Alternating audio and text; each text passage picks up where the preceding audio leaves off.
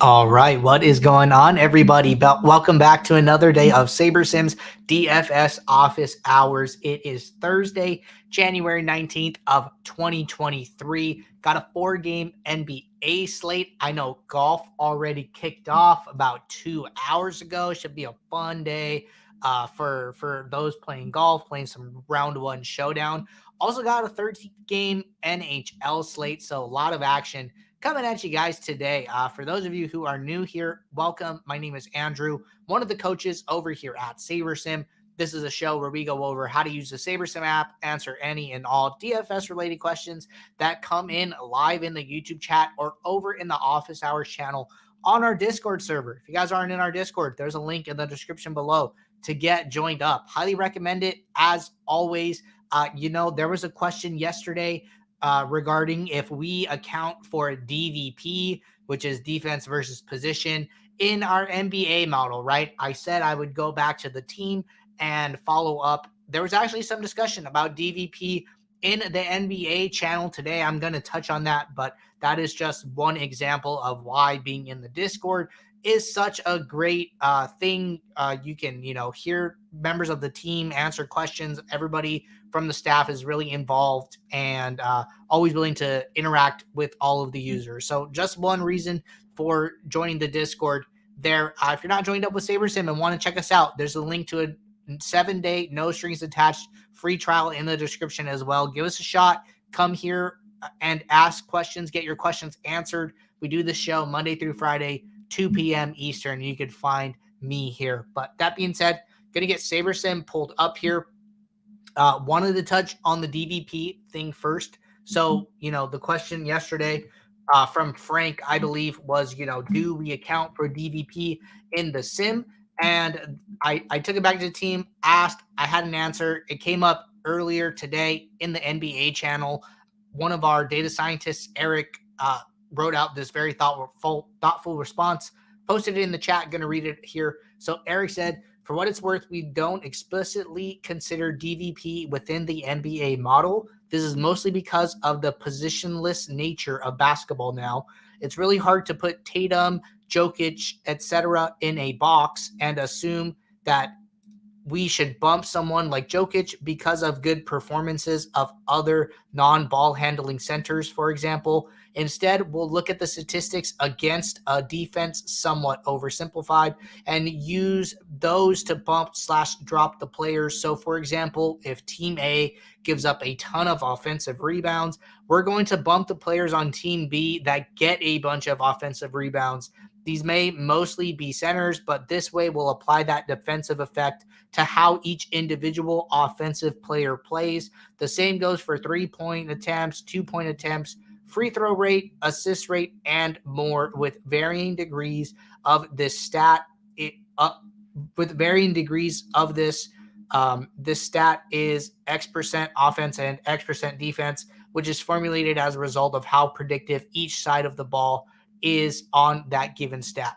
So kind of one of my takeaways from this is really that, defense versus position is almost not specific enough, right? It is accounting for positions, but it is not accounting for individual players. It seems, from this response that we are going a step further and taking this on a more player-by-player basis, which seems much better in my opinion. So really appreciate Eric for the thoughtful response. If anybody has any follow-up, the NBA channel is a great place to put that and just follow along with the thread there. Or if you guys have questions, you can post them here and I can get some more feedback from the team on that. But wanted to get back to Frank specifically here, bringing up this question yesterday.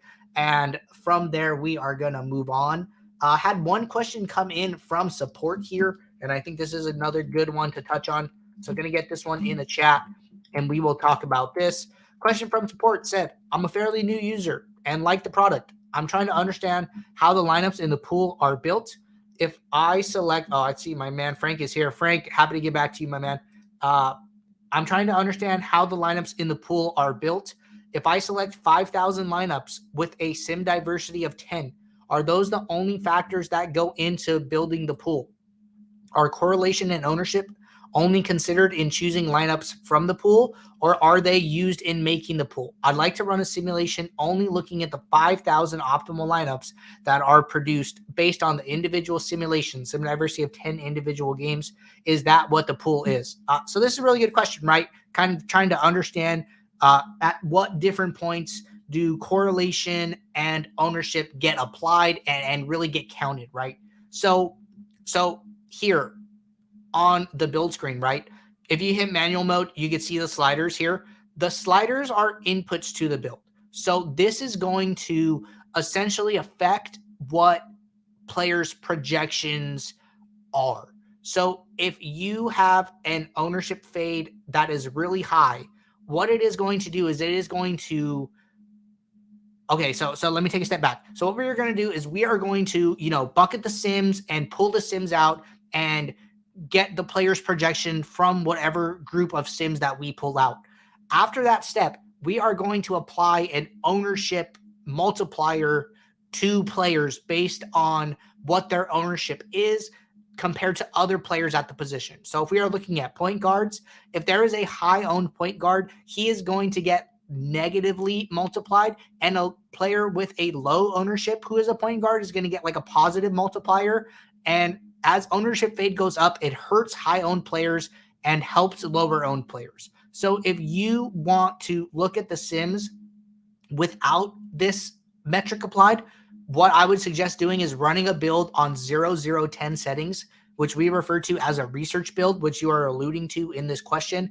What this will do is it will take single slate optimals. So it will simulate each game once as a set and then construct the optimal lineup from that set of game sims and make that your lineup. And that is essentially what an optimal is. It is applying no correlation multiplier, no ownership fade multiplier, just getting you what the sims produce. The sims do have natural correlations in there, but this slider is essentially trying to boost the amount of correlation that we see in your lineups. So if you're looking for a way to see what the quote unquote optimals are, I would run a 0010 build. You could run a build like this and then run a build at regular slider settings to see how they are different, right? I think that is a good way of doing it.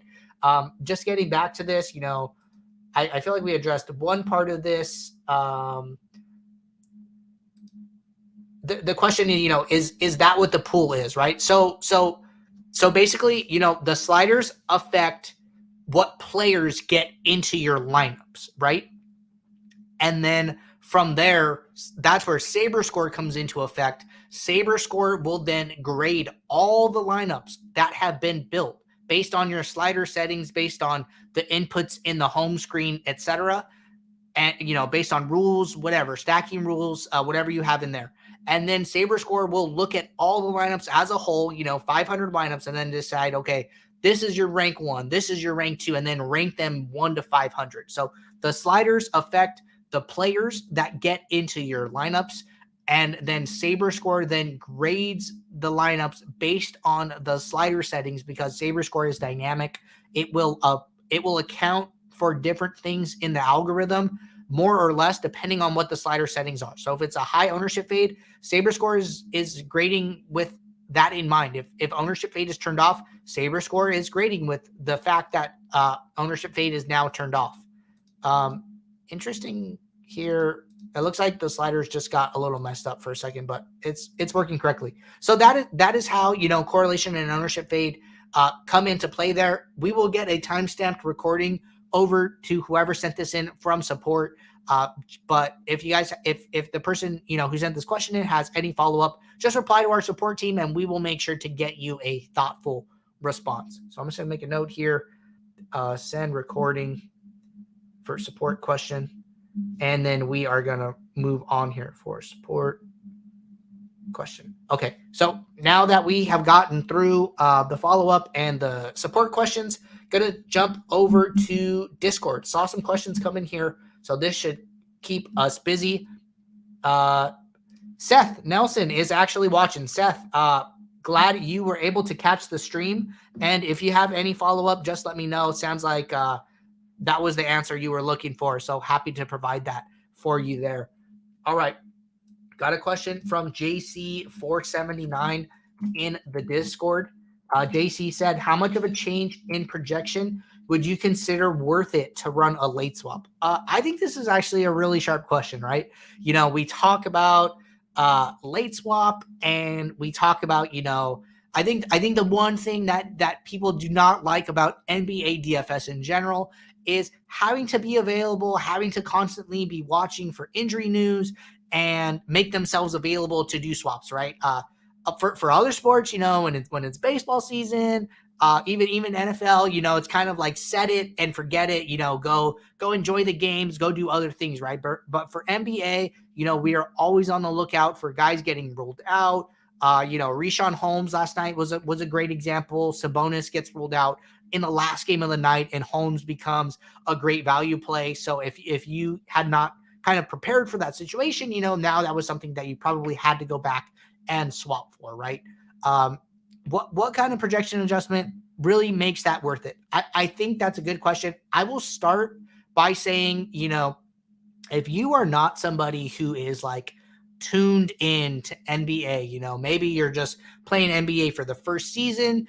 Maybe you are just playing NBA and trying to apply game theory aspects of DFS as a whole to NBA, but you did not know, a lot of the players and teams and the rosters. And if I showed you one lineup on one night and I swapped a guy in a lineup for the next game, and you wouldn't catch that, I really think the best thing that you can do is just plan to late swap before every start time. You're not going to lose a lot by doing that. All you're going to do is be taking advantage of the latest and greatest sims, and rather than trying to make a judgment call as to whether or not a swap is worth it, I think, if you're not super plugged in and you go that approach, you could probably miss a swap when one was like really needed, right? If you're not plugged in, right? If you're trying to make a judgment call. I think in that scenario, it's better to just always plan on swapping, right? Set the alarm on your phone. SaberSim on mobile works great for swaps. I use it all the time when I'm out and about. We don't have like a app that you could download in the App Store, but if you go to like a web browser, Safari or Firefox or Chrome, you can access SaberSim. You can download and upload your entries file from the web, using DraftKings on the web or FanDuel on the web. That all works really well, and I'm frankly happy that we support it in such a good fashion. I think that, as far as projection adjustments, sometimes it's hard to tell because the projections will update, right? And if you do not remember what somebody's point projection was prior, then it gets a little hard. I think what you can probably do is run like maybe like a test late swap, or check the values of players. If the starting lineup for the 76ers comes out tonight, and maybe, Shake Milton is now starting, but you didn't know what his projection was prior. All you see is that, Shake Milton has a green check mark, and his value is now, high fives, maybe low sixes. Two things I would do. One, I would probably go and check my entries file to see how much of this player I had. And if I have 0 of this player, that probably tells me that, maybe I should consider swapping. I think one thing, that probably goes unnoticed is like you can run a late swap without applying that late swap to your lineups, right? You could run like a test late swap. So let's say, slate started. I have a scenario where I think I might need to swap. What I would probably do is, I would come in here to the late swap. I would run a late swap, and then I would just compare that to my entries and what my exposures already are. So you come in, you run your late swap, right? And, let's just pretend, we're just going to run like a normal build here at normal settings and nothing special here. But what I would probably do is I would probably run a late swap and then pull up my entry screen and then see what the two values are. I think there's a couple ways to do this, just like technically, right?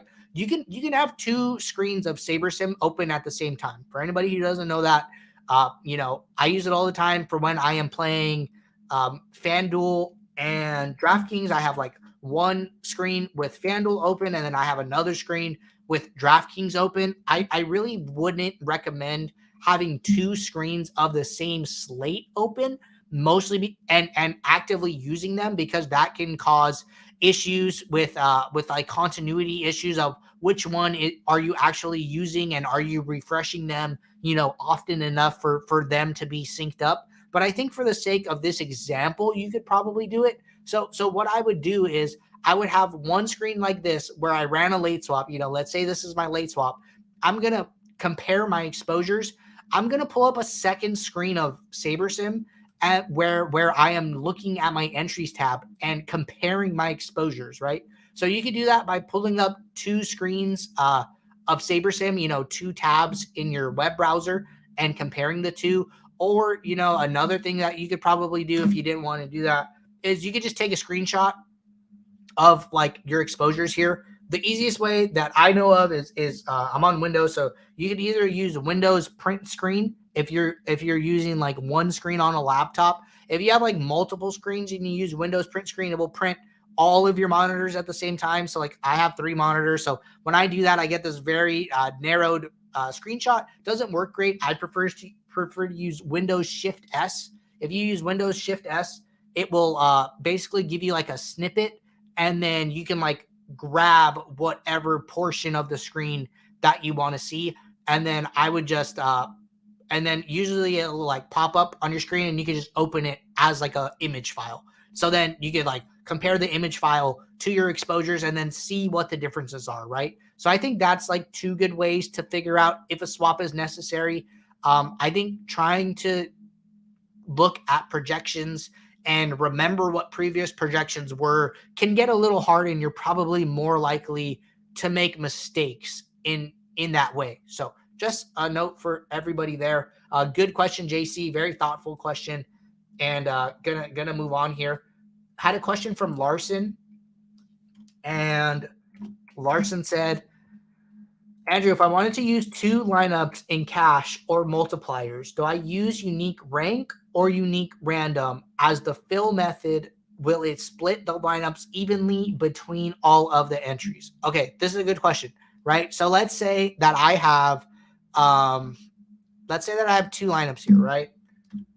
And I want to fill these lineups into my contest, but I want to make sure both of them get used, right?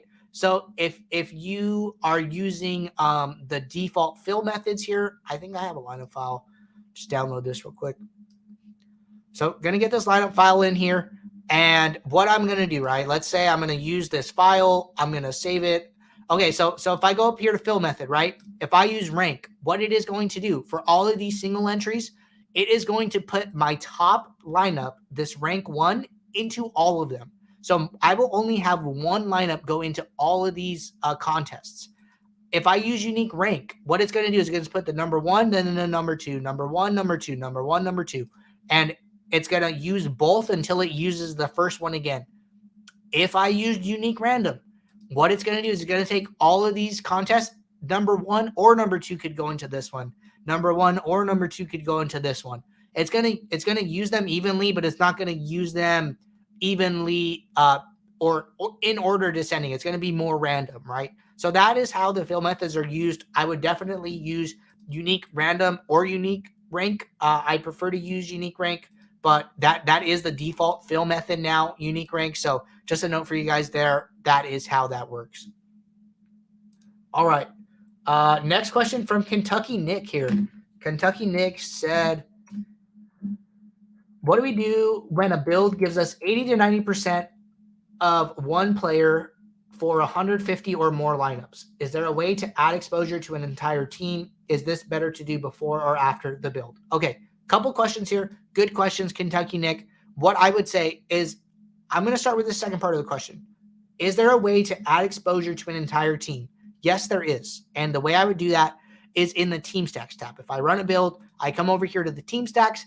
I can add exposure to teams. I could do it on a 2-stack level, a 3-stack level, a 4-stack level, a 5-stack level on DraftKings. If you're playing FanDuel, FanDuel only allows up to 4 stacks, just so you guys know. But this is how I would add exposure to a team. If you are very specific in the amount of players that you want for the stacks, do it in the 2, 3, 4, 5 stacks tab. If you do not care and you just want SaberSim to add exposure to a team and let SaberSim kind of handle the way that the teams are being used at what stack level, do it on a do it in the alt tab and let SaberSim kind of figure out how to go about adding them to your pool from there.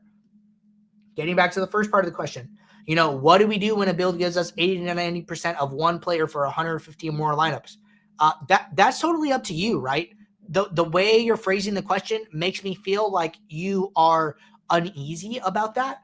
And that's okay, right? If I have, 150 lineups, and this is a great example, I have Saban Lee in 96% of them.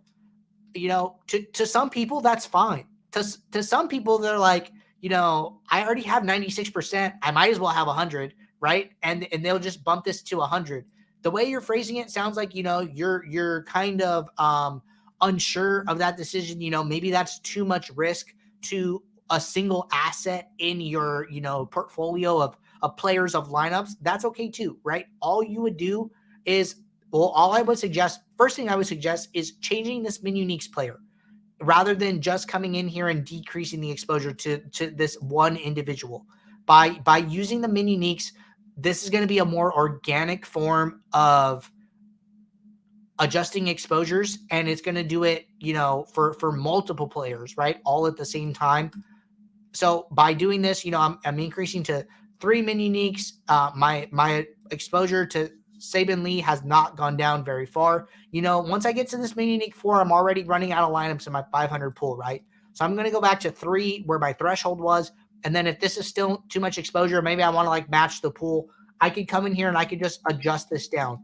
I would always suggest adjusting exposures to a point that makes you feel comfortable. Never play a set of lineups that you do not feel comfortable with, regardless of the outcome, and manage your risk appropriately, right? But different people have different risk tolerances, are playing different amounts of their bankroll on a night-to-night basis. Some people are playing less bankroll and taking more aggressive stance. Some people are playing more bankroll and want to spread out and diversify more. So it depends on the type of player you are. I would always start with the min uniques and then, make some final fine-tune adjustments to my players on a player-by-player basis. But I think that is probably a good recipe for managing your risk post-build there. All right. Next question here from, it looks like Karen's 99. Let me know if I'm pronouncing that incorrectly. Question says, typically for sports betting, you want to get the early lines. However, if you are using the SaberSim projections, sometimes they can move significantly throughout the day/week. Thoughts on the best time to utilize the sims when placing bets? And then follow it up with specifically NBA and NFL player props and game lines. Yeah, so I think that it definitely varies between NBA and NFL. If I am concerned, let's talk about NFL first. I think by the end of the week, you're usually fine. I think injury news is going to affect this throughout the week. If I'm going to play this one, kind of safe here and say that usually teams have, their final injury report. I think after the final injury report, nothing's really going to change between that final injury report and game time. So I would say after the final injury report, I would be more than comfortable placing bets. So if a game, they usually have a 1 day break between injury report and game time. So I think that, if they play on Sunday, the final injury report comes out on Friday. I would be more than comfortable placing bets on Friday afternoon, Friday evening. If they're playing Saturday, I'm pretty sure the final injury report will come out on Thursday. So, by end of day today, midday today, if you're looking ahead to those Saturday games, I would feel comfortable placing bets for those games. Talking about NBA, right? NBA is a little different. Frankly, what I have told people in the past is, if the start time is 7 p.m. Eastern. You should feel pretty comfortable placing bets based on detailed stats. My guess would be around probably 2 hours to game lock. If you are on SaberSim on the East Coast, 5 p.m. Eastern seems pretty safe, or around that time. I think that, anything within, 1 to 2 hours prior to game time is like pretty much our final projections, barring any injury news, right? So I think that's another really safe time to utilize SaberSim to do any betting on. But good question there. All right, scrolling down here, question from Phantom. And this is our last question in the Discord. We will be hopping over to YouTube chat right after this. All right, Phantom said, you mentioned preferring unique rank now, and I mentioned being a proponent of the profit plan. With that, are you just ranking your contests then based on prize payout, or doing one unique rank for diversifiers and a separate unique rank for elevators, with lineups getting ranked by whatever sorting method you choose? I didn't know if there would be any concerns of lineup quality decreasing based on your sorting method. Feel like unique random would help with variance, but just curious how unique rank has been working out. Hope that makes sense. Thanks, Phantom. Yep, this is a good question. So the way that I prefer to do it is I'm still separating by diversifiers and elevator type contests, building 2 sets for those, and then applying my fill method unique rank for those 2 sets. So for instance, I'm taking all of my 20 max and 150 max, doing one build, taking the total number of unique entries, building that exact number of unique lineups. That way each lineup only gets used once, and then filling that base. Usually the way I prefer to do it is I prefer to do it based on prize pool or dollar value, right? It depends. There are no like hard and fast rules there. I think that, a good example here, which we could use, right? So if I were to go into filling my lineups here, the first thing I'm probably doing is my diversifiers first. I'm usually just looking at the price pool here. So like I would probably put the $1.20 max at the top, and then make sure my top 20 lineups went into this one, because the price pool is 40,000. I'm also usually making sure all my GPPs are filled before my satellites. That's not to say like that's the right thing to do, but like all of these satellites are like a $25 ticket. Like I'm more concerned about the cash value of these other contests first before really getting into my satellites. So that's one thing that I'm looking at specifically. Another thing is that sometimes a contest is more money than another one, right? So like I would always want to make sure, like let's say these 2 contests were both 8.5K prize pool, this $2 150 max, which I have 50 entries to, and this 25-cent 20 max, which I have which is a 7.5K prize pool. Even though let's say the prize pools were the same, I would always make sure that this one with $100 invested in it gets filled prior to this one with $5 invested in it. And the reason I like unique rank is because by applying mini uniques to your portfolio of lineups, you are making sure that each lineup has the same amount of players different from one another in it. And so now that I know that my first lineup has the same amount of players different from my last lineup, I want to take advantage of Saber Score now. So like now that I know that, now that the diversity is locked in, now I want to take advantage of Saber Score and get or whatever sorting method you're using, and then get the highest ranked lineups based on your sorting method into my highest prize pool contests. And that's the way that I've been thinking about it lately. I'm sure other players do it differently. I don't think there's a wrong or right way. I think that way it makes sense and is sound. I've played around with a lot of different ways, but definitely could see the uses of unique random, but that's just something that I've been rolling with as of late. But really good question, Phantom. And then looks like we had another question here in the Discord from Marky Mark. Marky Mark said, could you detail the sum product geometric means and average in the aggregate lineup rules? follow up from Phantom. Phantom said, great explanation. Thanks. Happy to hear that worked for you. So any follow up for anybody listening, just let me know. Getting back to this one, can you detail the sum, product, geomean rules, and averages in the aggregate lineup rules? Okay, so if we were to go over the lineup rules, I saw somebody asked this earlier in the Discord or somewhere. Can you apply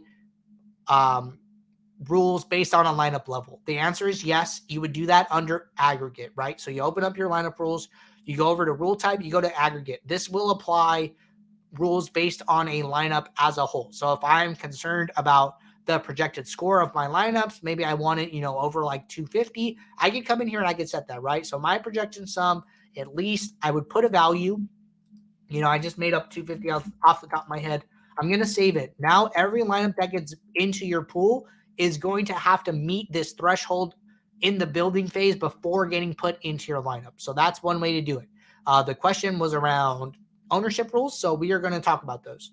So what I'm going to do here, I'm just going to get rid of this rule, start fresh. So aggregate, I'm going to go to my own. And then what I'm going to do is, first lineup my ownership sum, right? All this is going to detail is that, the total amount of ownership for all 8 players as a whole must equal X number, right? We can see that in the post build here. That is a summary statistic already. So this own that you see down here, this is the sum ownership. If I were to take all 8 of these players, add them up, this is the sum ownership. You can set a rule for that to make sure that a lineup has a sum ownership above or below a specific threshold, whatever you like. Similarly, that's how it works for all the rules. You could apply that rule, for product ownership, for geo mean. We recommend using geometric mean. The number is bigger than product ownership and tends to make a lot more sense. If you are looking for a detailed breakdown on what that is, product ownership versus geo mean, I did a support video for it last week. That should be live. If you go over to the settings drop down, you go over to help. I'm just going to pull this up for everybody to see really quickly because I also do want to make sure that this is up in the app. If you go to sabersim.com/support, this is our support docs. You go over to these frequently asked questions. You hit view more. You go to this search for articles. I would type in geomean. And okay, didn't find it here. Gonna go to product. Maybe I'll try product own. Okay, how do ownership product and ownership geometric mean work? Open this up. And yeah, this is the video I did. I did an example, in-depth analysis with, formulas and numbers on a screen here. Walk through it in the app, in the aggregate rules. Walk through it in the custom metrics and filters for those who have access to that on the pro plan. Showed you guys how to apply that many different ways. I would check out this video. This is a really good video. Spent a lot of time, making sure that these examples were thoughtful and somewhat easy to understand. But long story short, the too long didn't read of it is that product ownership is a very, very small number, and geometric mean is essentially a bigger number that is a lot easier to use and makes a little more sense in the app. So prefer to use geometric mean over ownership product. And then, lastly would be the average. The average is going to be like an individual player's average ownership. So for instance, we could demo that here in the post build. So what I'm going to do is I'm going to create a custom metric here, and then I'm going to say my own average value. What the value is going to do is going to display the actual outcome of the equation. If you use rank, what rank would do is it would give it a value from 1 to 500 if you had 500 lineups in your pool, and just showing you, the highest average to the lowest average descending. But for here, we just want to do value. And what it's going to say, this my metric is my average, my own. So this is saying that the average ownership, if I were to take all the players, divide by the number of lineup positions, the average ownership would be 8 in this instance. Makes sense to me. So, if you did 16.5 times 8, that would get you to your sum ownership of 132. So that is what average is. So by doing average, you're basically telling the builder, make sure that if I were to add up all the ownerships, divide by the number of positions, that the average was above or below X threshold. So that is the difference between the three. Let me know if you have any follow-up, Marky Mark. We can talk about it a little more. All right, hopping over to YouTube chat. First question came in from Uncrabby Cabby. Uncrabby Cabby said, "Hey Andrew, how much sim diversity is too much diversity? I've noticed that even with the default sliders, the sims seem to overvalue bench players."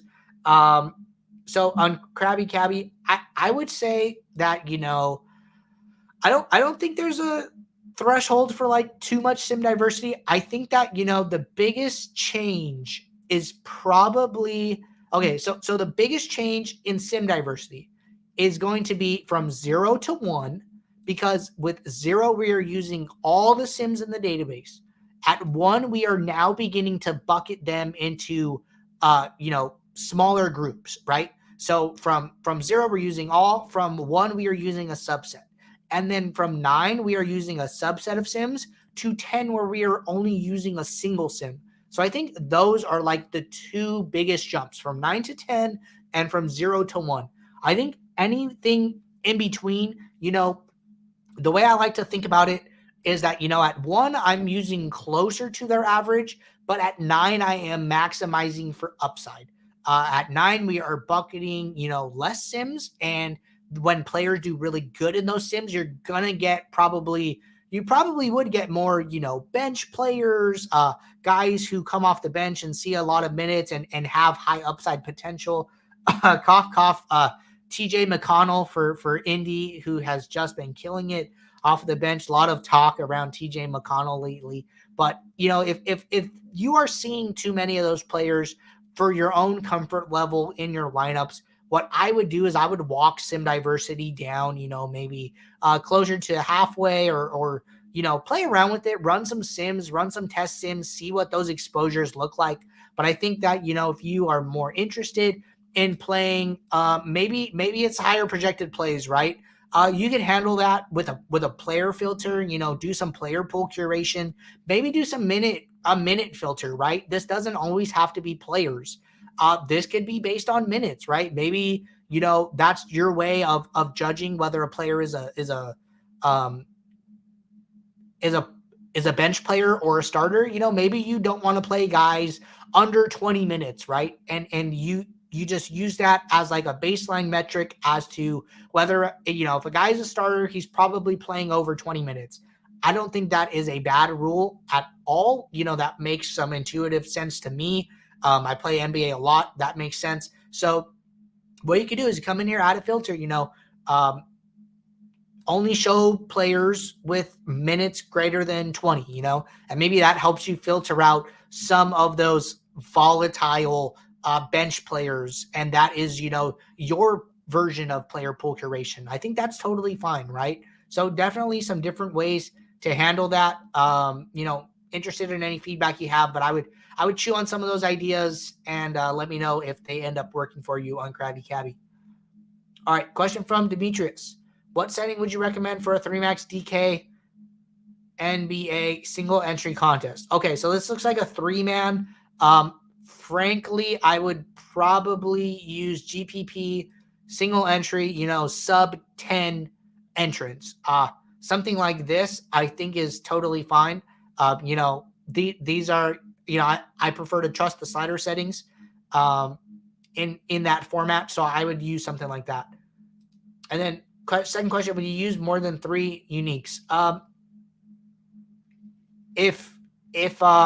Well, now I'm a little confused, because if you're building one lineup, you're building a single entry for a 3-max contest, you're only using one lineup. So it doesn't really matter how many mini uniques you apply unless you're playing multiple lineups. So if you're playing multiple lineups, uniquely, if you have like 5 single entry 3-max contests, you probably don't want to shy too far away from projected score. So what I would recommend is either using the same lineup in like a cashy type way, or just playing the top, 5 lineups based on probably projected score or saver score, depending on your version of it. But I think by applying too many mini uniques, you might end up getting too far down into your pool. It seems like even here with 3 mini uniques, we are still have enough. But see, there's a drop here. So I think this is what you kind of want to be aware of, is that, you're going to go from 3, you might skip, lines 4, 5, and 6 and get to 7 to satisfy the rule. Interestingly enough here, sorting by Saber score, our 7th ranked lineup has a higher projected score than our 3rd does. So that's why, I might come in here and change this to projected score for a 3-man specifically. But by applying min uniques of 3 here, and I'm just going to reset this, make sure it's the same. So by applying min uniques, you might be skipping some higher projected lineups to get unique. That's the only thing I would be really worried about. Here we're going from lineup 1 to lineup 5, skipping lineups 2, 3, and 4. So I'd probably be interested in probably turning min uniques off and getting the higher projected lineups for something like a 3-man. All right, follow up from Demetrius. How do I input the RPS cores for NBA? I see the highlighted stars next to the players, but it would not let me set a core. Can you show me how you would input the cores into SaberSim? So if I am correct, if I go over here, we released an update today. I don't think it's related to it. Frankly, I'm not sure. My understanding is that, with the SaberSim version for RunPure, you do have the cores and they do get starred. I thought if you starred them, they would essentially go into your core. That's probably a better question for the SaberSim RunPure joint show that we do. If you're unaware that we do a show with RunPure. It used to be Thursdays at 1 p.m. Eastern, which would be prior to this show. I know they're doing a show on Wednesdays looking ahead to golf. So if you're not aware, we are doing a show with RunPure on Wednesdays, I think at 12 p.m. Eastern. You could check the RunPure content schedule. But our man Jordan does that show with RunPure, and it's like a joint show. So that would be a great place to ask that question. They are using the RunPure version of SaberSim. But, I think at the end of the day, what you could probably do is, worst things worst, create a group manual rule and then just check in the cores and, say use at least X number of players from the core. But I would ask that on the RunPure SaberSim show. And for now, you could probably do it as a group rule. There is a SaberSim channel in the RunPure Discord. You could probably ask it there. Some of the some of the RunPure coordinators who are really familiar with SaberSim, who upload the cores, who upload the projections, are in that channel and can probably get you a better answer there, Demetrius. All right. Doing once over here. That was our last question in the YouTube chat. And we are also through with all the questions in the Discord. Been about 45 minutes here, so I feel like this is probably a good time to end the show. For anybody who has questions throughout the day, throw them in the Office Hours channel. We had quite a few questions come in before the show today, so that gets us, a steady start to the show. So I appreciate everybody throwing in their questions early, and for everybody else who tuned in and asked questions live. We'll be right back here tomorrow for our Friday show, 2 p.m. Eastern. Until then, I will see you guys. Take care and good luck in your contests.